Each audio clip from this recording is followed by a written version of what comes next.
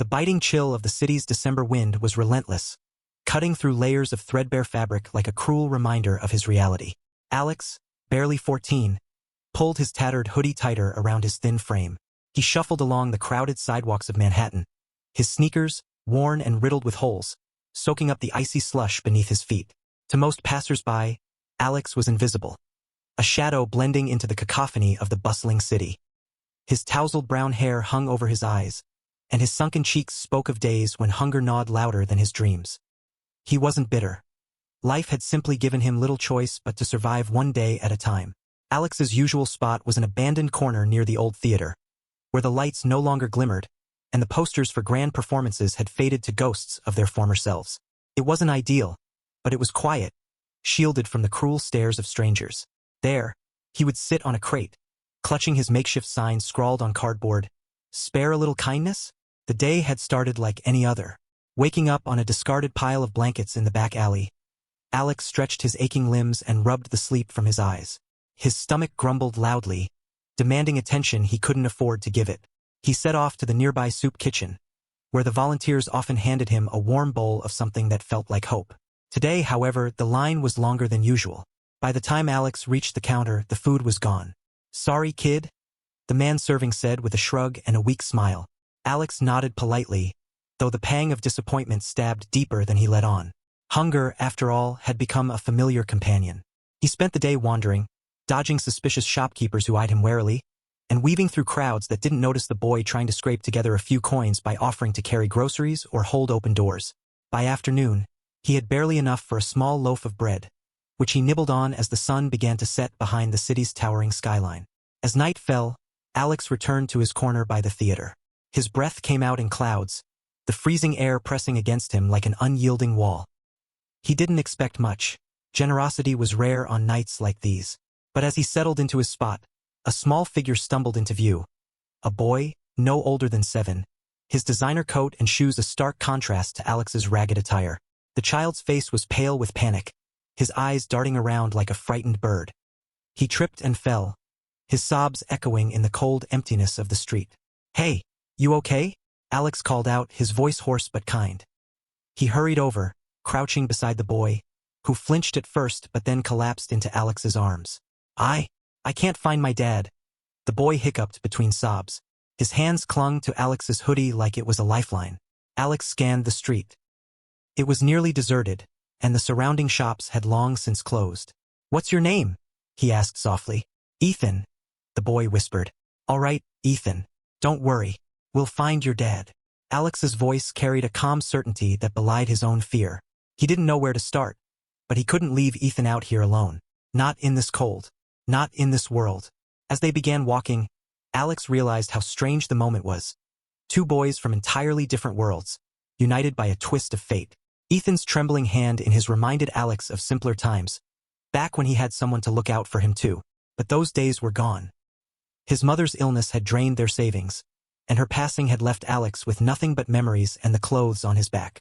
The foster system had been another cruel turn, spitting him out onto the streets when he was too old to be anyone's priority.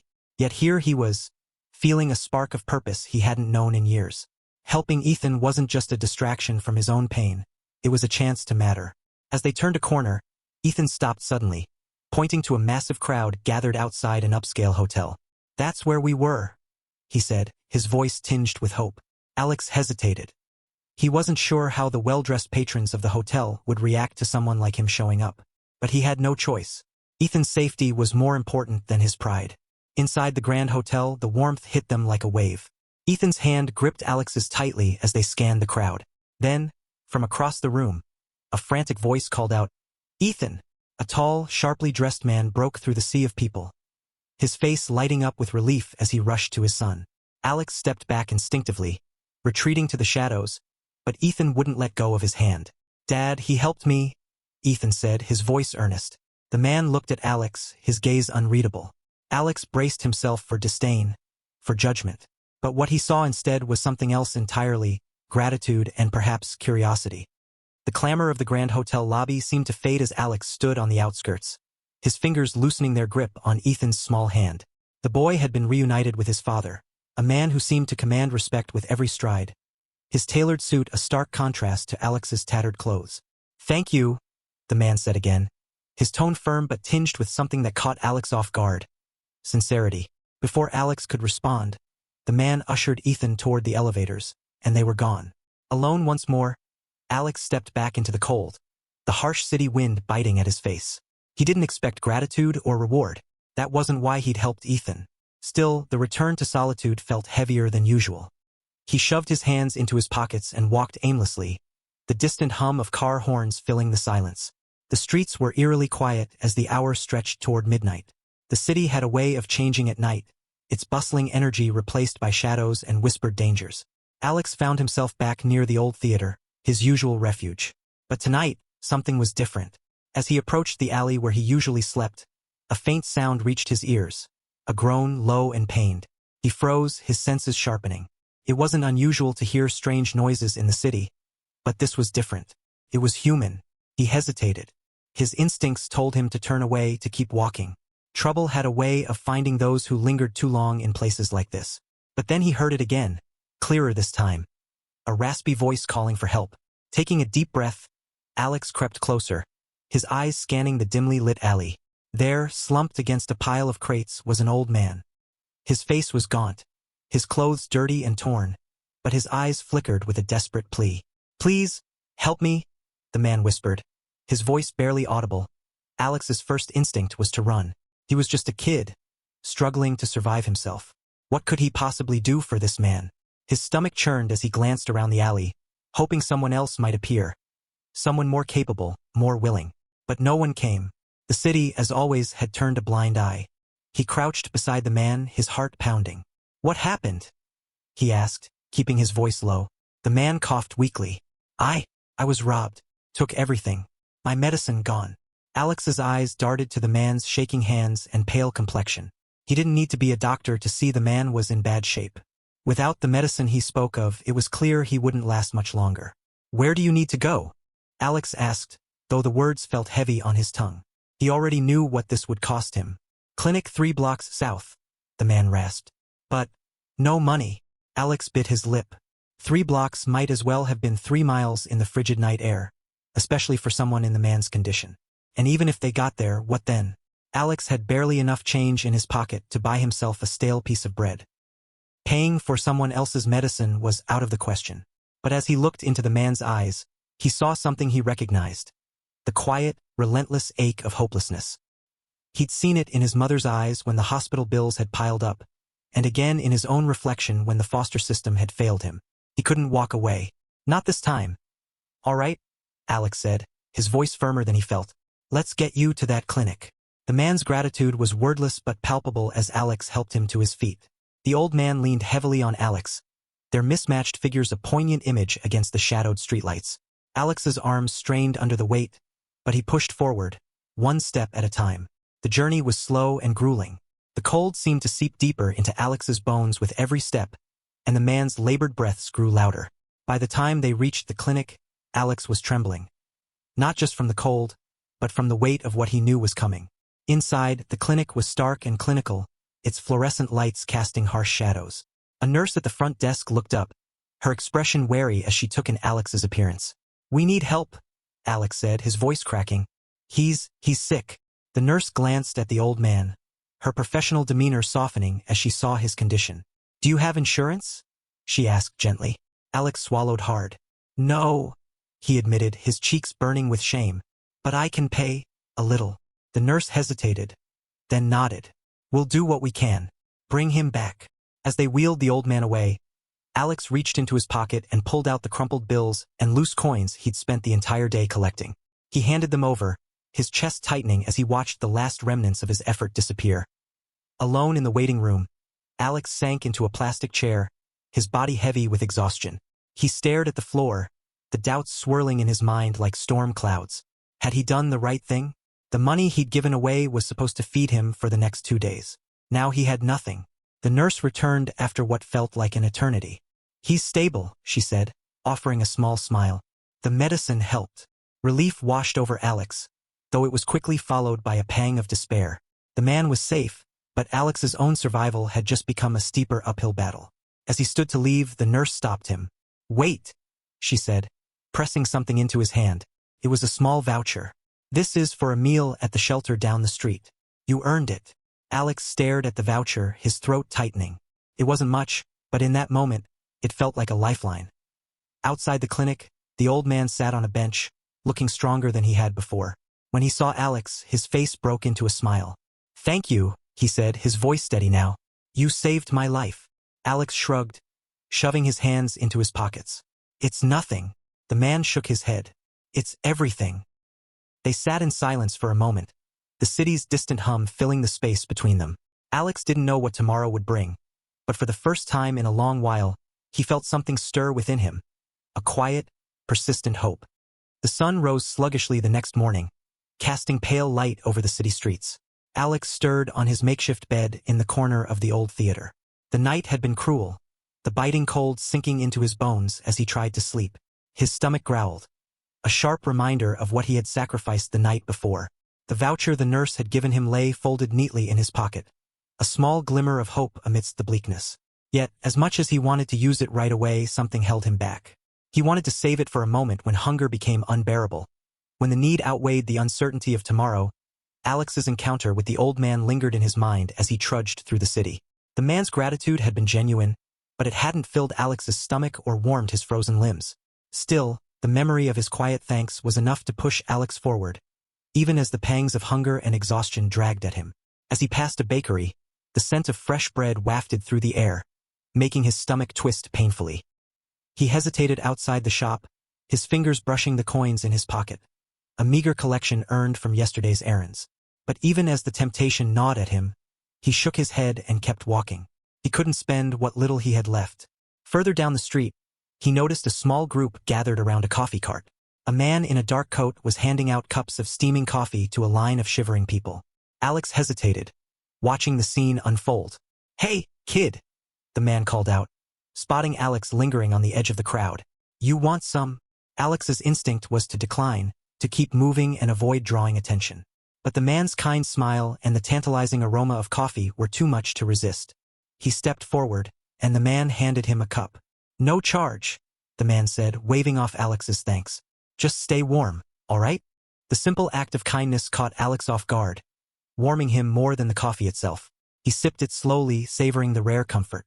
For a moment, he allowed himself to believe that maybe, just maybe, the world wasn't entirely indifferent to his struggles. The day wore on, and Alex's exhaustion deepened. The streets were less forgiving than usual, and the few coins he managed to scrape together weren't enough to buy anything substantial. He felt the weight of his decision to help the old man pressing down on him, the sacrifice a constant reminder of his precarious situation. At one point, he found himself outside the shelter the nurse had mentioned. The building was old but sturdy, its brick walls weathered by time. He considered going inside, using the voucher to get a meal and maybe some warmth. But the thought of sitting among strangers, answering questions about his life, made his chest tighten. He turned away, convincing himself he could hold out a little longer. As the sun dipped low on the horizon, Alex found himself at a small park, its benches dusted with frost.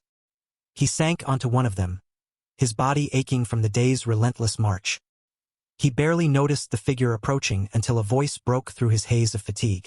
You look like you've had a rough day.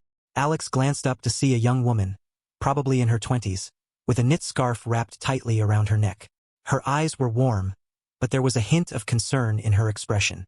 Yeah, Alex muttered, not meeting her gaze. She sat down beside him, pulling a small thermos from her bag. You hungry?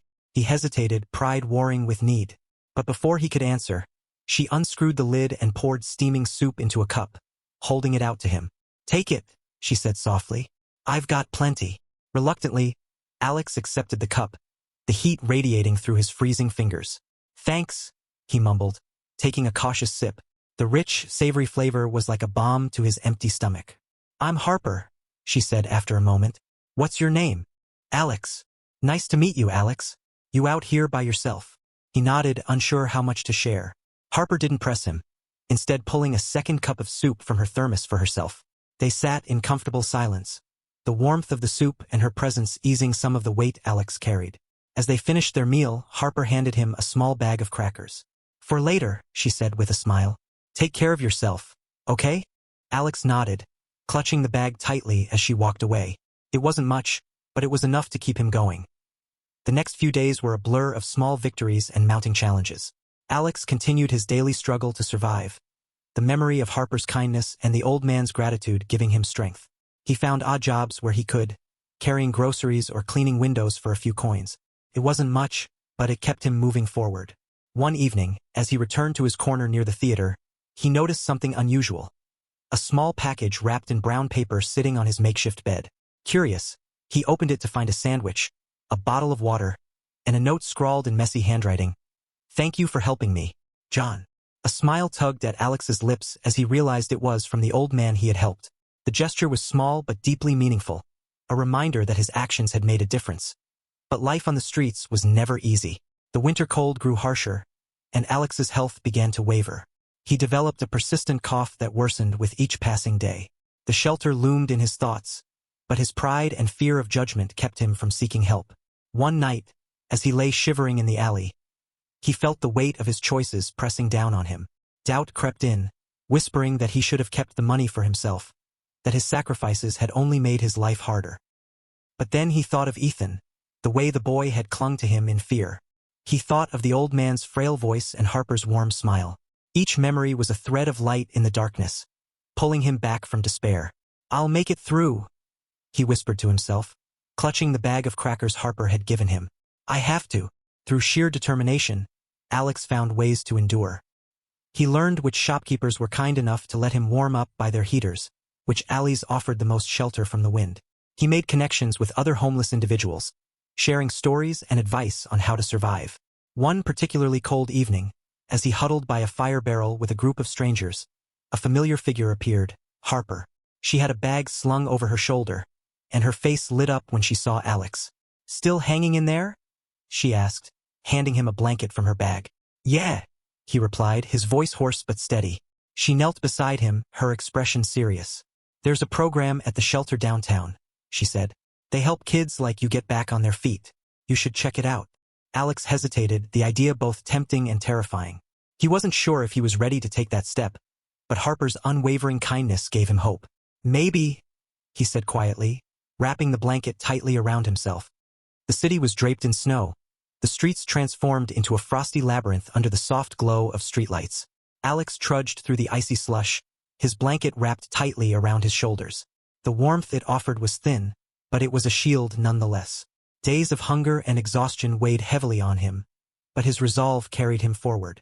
He approached the shelter downtown, Harper's words echoing in his mind. The idea of stepping inside still felt like a leap off a cliff, into uncertainty, vulnerability. Yet something deeper stirred within him, a flicker of hope he hadn't dared feel in a long time. As he reached the steps, he hesitated.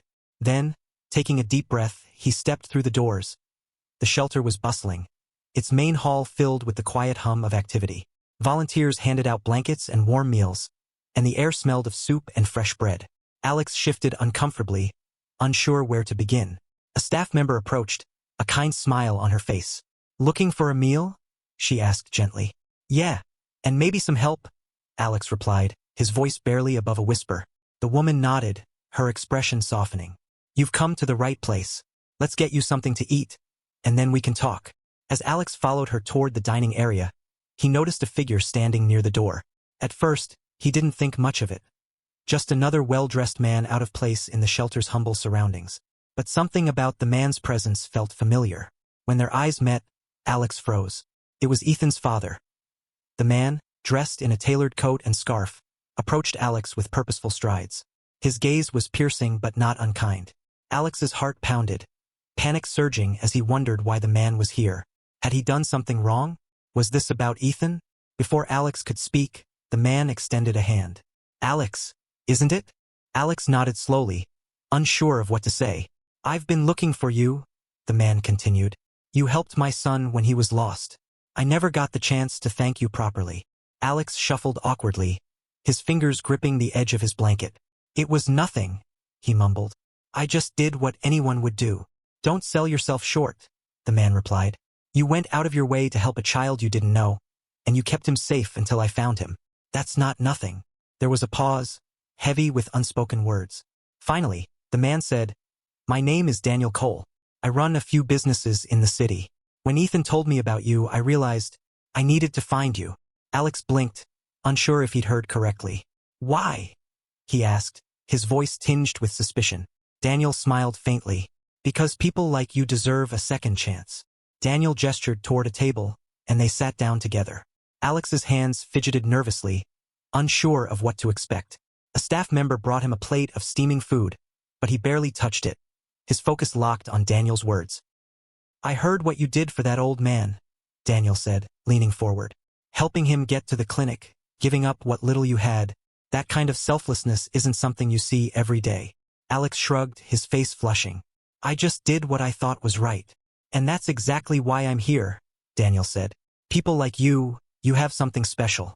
A kindness the world needs more of. And I want to help you. Alex stared at him, confusion and disbelief swirling in his mind. Help me? How? Daniel reached into his coat pocket and pulled out a folded piece of paper. He placed it on the table and slid it toward Alex. These are the deed papers to a small property on the outskirts of the city, Daniel said. It's not much, a little diner that's been closed for a while, but it's yours if you want it. A chance to start fresh. Alex's breath caught in his throat. He stared at the papers, his hands trembling as he picked them up. Why would you do this for me? He asked, his voice breaking. Daniel's expression softened. Because someone helped me once when I was at my lowest. They gave me a chance to turn my life around, and I promised myself I'd do the same for someone else one day. Meeting you, it feels like fate. Tears welled in Alex's eyes, a flood of emotion he couldn't hold back. For so long, he had fought to survive, enduring the harshness of the world with no expectation of kindness. And now, here was a stranger offering him not just help, but a lifeline, a chance to build something new. I don't know what to say, Alex whispered, his voice choked with gratitude. Say you'll take it, Daniel replied with a smile. Say you'll give yourself the chance you deserve. Alex nodded, clutching the papers tightly. For the first time in years, he felt something he hadn't dared to feel, hope. Real, tangible hope. As the evening wore on, Alex found himself sharing his story with Daniel. He spoke of his mother, of the foster system, of the countless nights spent cold and hungry on the streets. And as he spoke, he realized how much he had endured, and how far he had come. Daniel listened intently, his respect for Alex growing with every word. You've been through more than most people could imagine, he said. But you didn't let it break you. That's something to be proud of. The two of them walked out of the shelter together, the snow crunching softly beneath their feet. As they parted ways, Daniel placed a hand on Alex's shoulder. Remember, he said, you're not alone anymore. If you ever need help, I'll be there. The next morning, Alex stood outside the diner, the papers still clutched in his hands. The building was small and weathered, its windows dusty and its sign faded. But to Alex it was beautiful, a symbol of possibility. He stepped inside, the scent of time and memories filling the air. The space felt both foreign and familiar, a blank slate waiting to be filled. He could see it already.